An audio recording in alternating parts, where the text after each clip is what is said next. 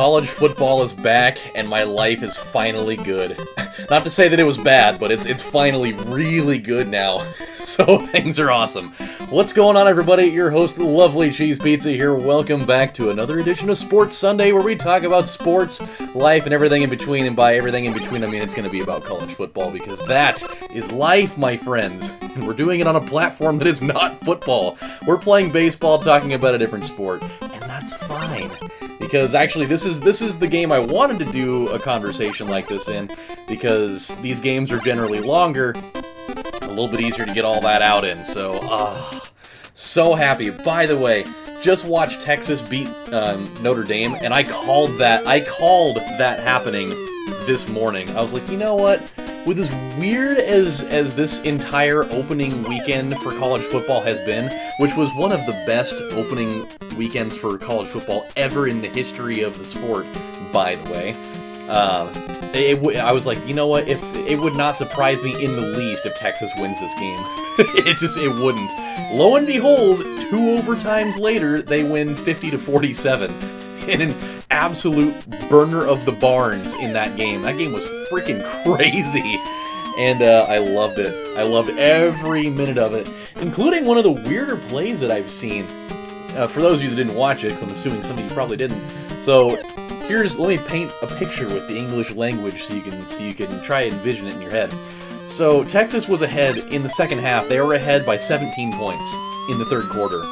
Over the course of the next, about quarter or so, Notre Dame goes on a furious rally and eventually finds themselves ahead by 4 after going on a crazy, 21-0 run. So Texas finally mounts this little drive together towards the end of the game, and they score a touchdown, and now they're up by 2, and things are swinging in their favor, and everything's going to be awesome.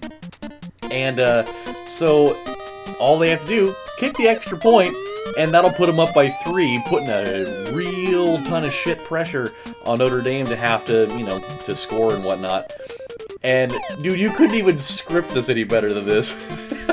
The guy goes to kick the field goal, it gets blocked, and the guy runs it all the way back for a quote-unquote touchdown, even though they don't call them touchdowns in that situation. It's just a 2-point conversion for the other team, which I'd have to imagine has only happened maybe just a handful of times ever in college football. And even in the pros. It doesn't happen very often in the pros either.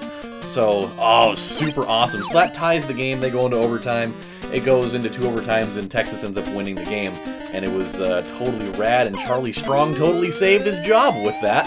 So I'm sure he's happy.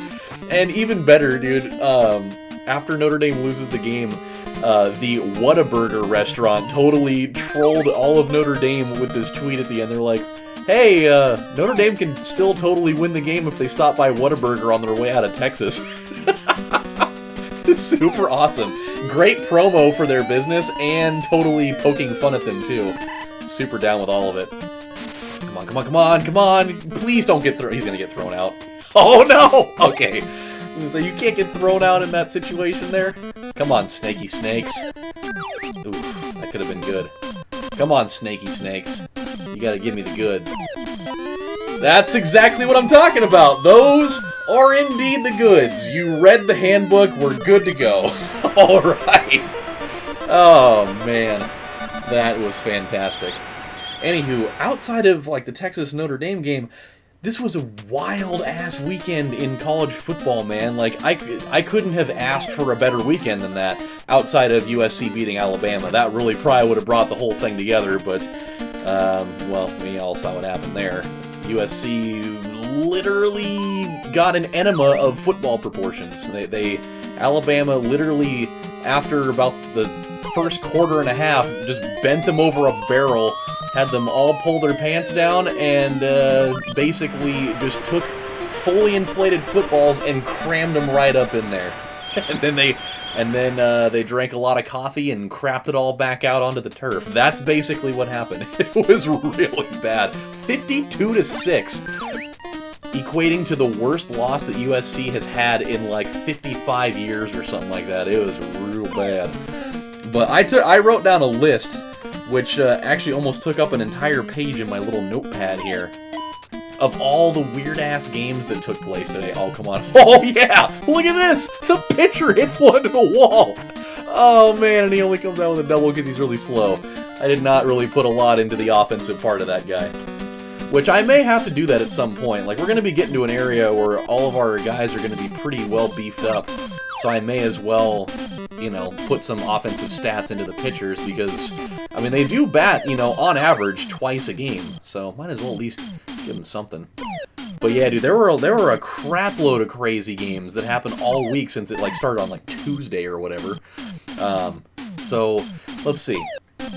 There was number 9 Tennessee, oh boy. Number 9 Tennessee almost totally blew it to a, well, they're a Division I team now, but they were a Division II powerhouse for a long time, Appalachian State. It came down to, like, one of the last plays of the game, and Appalachian State had 2 chances to win the game, and they totally blew it, and then they ended up losing in overtime, despite one of the most outrageous, like, total luck plays that could have happened on Tennessee's behalf, where Tennessee's guy, like, runs towards the end zone, tries to jump over everybody, gets, like, spear tackled in, like, the sternum, fumbles the ball into the end zone. There's, like, 3 Appalachian State defenders sitting there, and not a single one of them got the ball, and it was recovered by Tennessee in the end zone for a touchdown, and then they ended up winning the game, like, 4 plays later.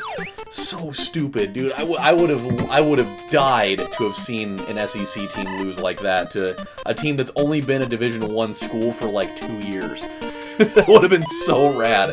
And Appalachian State's the same team that had the wild, you know, considered to be the biggest upset of all time when they were still a Division II team and they beat number 5 Michigan in Michigan. It's like one of the craziest things ever in all of college football. So that one was interesting. Number 12 Michigan State ended up winning this game, but they were playing a game against the Furman Paladins, which is a Division II school, and the score was really close going into the 4th quarter with only like 3 minutes left in the game. Come on, baby, get out of here. Get out of here. Look at that! 3rd home run! Oh, yeah. Was that Snakes again? I think that may have been Snakes again. I really hope so. It totally was Snakes again! Oh man, he's on fire right now. He's having like a Jose Abreu day right now. Which, Jose Abreu definitely had 2 home runs and 7 RBIs today, just so we can clarify that one. But yeah, so they like, you know, had a close call today, or today, it was yesterday. They had a close call against a team that had really no business with that. A really big upset that no one's ever going to talk about, but I'll mention it here. So, you know, I can be your one-stop shop for obscure sports college football news, is Army beat Temple. Army beat the University of Temple, and that may not sound like anything special. Like, oh, Army beat Temple, whatever. Here's the significance of that. The Army's college football team, for a pretty long time, has been more or less really bad. I think it's been a pretty long time since they've had a winning season, outside of maybe like once. I think they may have gone to a bowl game maybe like a few years ago, but outside of that, they've been pretty bad for a while. So for them to win a game against a team that went like, they had like 10 wins last year, I'm pretty sure. Like, Temple was like a ranked team that even had college game day at their university for a game for 1 week. So for the for Army, I don't know why I keep wanting to call them the University of Army, but I just don't know if that's correct or not. And so I keep rescinding that mid-sentence. But yeah, so for Army to win that game was super awesome. Like, as soon as I heard about it, I was like, oh wow, really? Because like, a lot of you may not know it, but back, I think it was in like the 80s and maybe like the 50s at one point, Army was an absolute dominant powerhouse of a program. Like, they were insanely good. Like, they had a run where they were like ranked in the top, you know, in the top 10 for like 10 or 15 years. They were super good. Like, they were definitely the best of the armed forces academies by a long shot. They were pretty crazy, and so for them to kind of have a game like that was pretty nifty. Just, you know, nobody's really going to talk about it. Another one is number 2 Clemson, the team that was in the national championship. They almost had a monumental crapping of the bed against Auburn, which I don't even think they even went to a bowl game last year. I'm almost positive they didn't. And they took them down to the wire. It was way closer than it should have been. It was like 19-13 or something like that. So they didn't look very good at all. And this is kind of a... Oh, no. Oh, no. Okay. Let's see if we can get him. Oh, look at that. Yeah, we held him at third. He would have been hosed. I don't think he would have gotten there. That's a big out right there. Now, if we can get another one, perfect. Oh, yeah. Oh, yeah. I'm chasing you down. Oh, no, you're going to be safe. Oh, no. Oh, that's absolutely not how I wanted that to go. This could be bad. I mean, we're not going to be down if he hits a home run here, but I would much prefer that we strike him out. That will also work. To perfection. Now we have 2 outs. Okay. Let me not White Sox this thing away real quick. Okay. Everything's going according to plan. Okay. Woo. Okay, so back to it. Number 15, Houston ends up beating Oklahoma. Number 3 ranked Oklahoma, like a team that had, they had like an 80% chance of winning that game. And Houston totally took it to them, man. They totally did. They ended up beating them by 10, but they looked really good. And like Oklahoma just looked dead in the water, man. They lived up to the Choklahoma mantra all over again. Big Game Bob definitely did not have a big game at all. Like, I don't know how that guy still has a job sometimes. Like, he's a good coach, but then he has, like, really weird, egregiously bad losses like this. Like, they showed a stat on ESPN the other day that there is no coach in college football that has more losses against teams in which they had an 80% chance of winning or higher, or something like that. It's ridiculous. And like a lot of those teams they end up losing to like that are unranked teams. That's the crazier thing. And so they did it again. Let's see, what else do I have here on the list? Oh no, come on. I don't know why we're doing weird relay throws like that. Okay. Let me get out of this inning first. That's gonna be a nice little bloopy bloop. Still got a chance. Oh, here is a really big one. Another one that people aren't going to talk about because the team that lost wasn't ranked, but it was absolutely beautiful and hilarious, and it makes me laugh at the SEC because they're stupid. That's going to be right to me, and you're out. But get this. Mississippi State, a team that has, over the last, 10 years, been ranked in the top 25 virtually every single year. I don't think that they were last year. And actually, you know what? I think they were, because Dak Prescott was still on their team. So they've been a pretty good team for a while. The very year that dude leaves. Week 1 of the season, they're opening up against South Alabama, a team I think has only been in Division I football. They may not even be a Division I football school at all, but I think that they are. I think they've only been a D1 program for a couple of years. They played against South Alabama on their own home field, and they lost. They lost, I think it was 22-20 or something like that. They lost to those fools. I couldn't believe it. When I heard about that, I seriously almost pissed myself laughing. I was at work, and I was really glad it didn't happen, because I had a lot to drink. I had a lot of water to drink that day, and I was not ready to have to be like, hey man, I need to go drive home so I can change my pants, because I totally peed all up in them. But dude, how are you gonna lose to a team like that? It's ridiculous. You're supposedly the best conference in football, and you're gonna go and blow a game like that? To further that conversation, the University of Kentucky. Not really a team that's been very good at football, but they're still in the SEC. They lost a game to Southern Miss, also at home. Southern Miss. The same Southern Miss that 3 years ago went 0-12. They had a total of 0 wins. That's another one that you're just like, how does this happen? How are you guys doing this? Because, Kentucky had one of the best recruiting classes in the country this year, somehow. I don't know how it works, but they were a top 20 recruiting class, I'm almost positive, or it was, right around there. So they had good players on their team, and they went and blew a game to Southern Miss. Oh, God, it's amazing. And then outside of that, we had still a couple more. The SEC just really, outside of Alabama and like Texas A&M, had a pretty bad opening weekend. Wisconsin, unranked Wisconsin, who's, you know, working in a new head coach at this point, or he's in like his second year of tenure or something like that. They ended up playing in Lambeau Field against LSU, number 5 ranked LSU, who was supposed to be primed for a run for the playoffs. They totally beat LSU, and LSU looked really bad, man. They looked terrible. That's what happens when you have a team that has, you know, really solid defense and a good running back, but no quarterback whatsoever. Like, they look awful, and I love it. I love every second of it.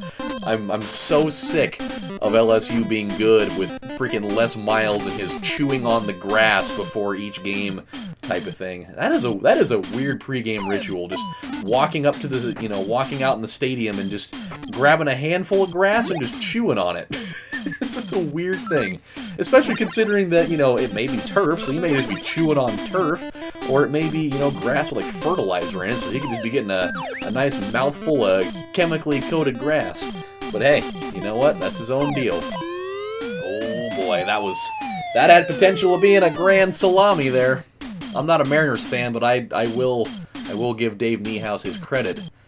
That if I ever hit a grand slam, I'm definitely gonna pull out the Dave Niehaus line. That's gonna be a double play, maybe even a triple play. I may have really doomed myself. Okay. Yeah, that was stupid. That's okay. We're up though. So yeah, dude. Let's move on here. Let's bring out Cedric here. His ERA needs a little bit of lowering. Oh, number 13 TCU. They didn't lose this game either, but this is another game that shouldn't have been anywhere near as close as it ended up being. Number 13 TCU played against the South Dakota State Jackrabbits, which is an awesome name for a mascot, by the way. That's literally the same, almost the same pop-out that just happened. So they played against the Jackrabbits, and the final score of that game was like, I think it was like 59 or 56 to 41 or 59 to 46 or something like that. So like they still won by double digits, but that game was really close, like midway through the fourth quarter. So yet another game that had no business being close, yet it was. And then there's 2 more on this list. 2 more. I know I'm gushing about this, and I'm sure some of you guys don't want to hear a word about it. But I love college football. Like it is my favorite time of year outside of March Madness. I drool all over the carpet over this type of stuff, man. Come on, be fair. It's close. That thing really veered over. The other one, I called this one too. I'm on record. I am on record for this on the All the Good Names Were Gone podcast that I do with a couple of my friends. I called this before it happened. Unranked Texas A&M playing at home versus UCLA, number 16 UCLA. I called UCLA blowing that because every time I have ever picked them in big games like that, they always blow it, and they totally did it again. They blew it against Texas A&M in overtime, and they lost the damn thing, and, it's so frustrating, damn it. How are you gonna go and blow that? They always overrank UCLA, man, and, like, I'm a Pac-12 guy. But they always give UCLA too much credit because they always go and blow games like this that they shouldn't be losing. But hey, what do you do? And then the other... Oh, actually, this is the other really good one. This one's fantastic. Washington State, those forlorn souls, those just... you feel bad for them, but you totally don't because they totally deserve it. They always do stupid stuff to themselves like this. Like they won 9 games last year, but they lost the opening game of the season to a Division II school. They lost to Portland State, and I think they lost by 7 or something like that. A game in which they had literally no business losing at all, even though Portland State ended up being really good last year. It's still a Division II school. Like, you have way better athletes. You should not be losing that game. They played against Division II. It's a Division II powerhouse, nonetheless, that even gave Oregon, my dogs, they even gave Oregon a run for their money for a little while last year. Ooh, ouch. They played against Washington State, and they totally ended up beating them on Washington State's home field. They beat them 45-42.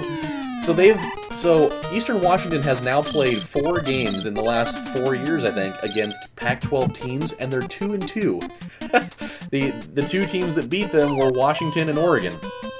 And I need to bring in the closer, by the way. So, but they've beaten Washington State and Oregon State. And, God, both of them are just they're so funny. Like, how are you gonna do that? That is not what I wanted. That is really not what I wanted at all. There goes the shutout. But yeah, it just makes me laugh. Just like you didn't like people were joking about it to start this before the game started. They're like, oh well, you guys have lost games like this before, but they were kind of supposed to be a dark horse to do really well this year, and so like people were joking about it, but they weren't really being serious. And then it comes down to it later, and they're like, wait a minute, this might totally happen again. Why are they doing this? Why? And then it happens, and they're just like, oh, like they even have like a set hashtag and phrase for this whole thing. It's been going on for a long time. They call it Cougin' it because they're the Washington State Cougars, and anytime they lose egregiously bad games like this, they always call it Cougin' it. Or if they're like winning a game late in the game and they find a way to blow it somehow in hilarious fashion, they always call it Cougin' it. And it's amazing. I love it. So, good times, man. Good times. It was a fantastic opening weekend of football, and it's not even over yet. There's a college game tomorrow on a Monday of all days, which is really weird to me, by the way. College football, Monday is not a college football day, but I know why they're doing it. A, it's Labor Day. B, there's no pro football on yet, so, you gotta do what you gotta do. So, it's actually really cool.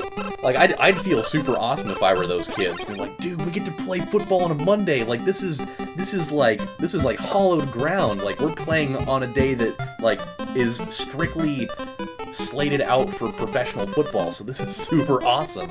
Even on Sunday, like the game that happened on Sunday today, like that is also another day that's generally explicitly reserved for professional football.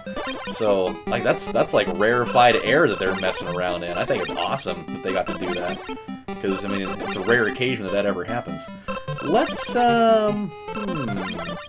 ooh yeah, let's give Uncle Frank some stuff here. He gets 1 point, huh?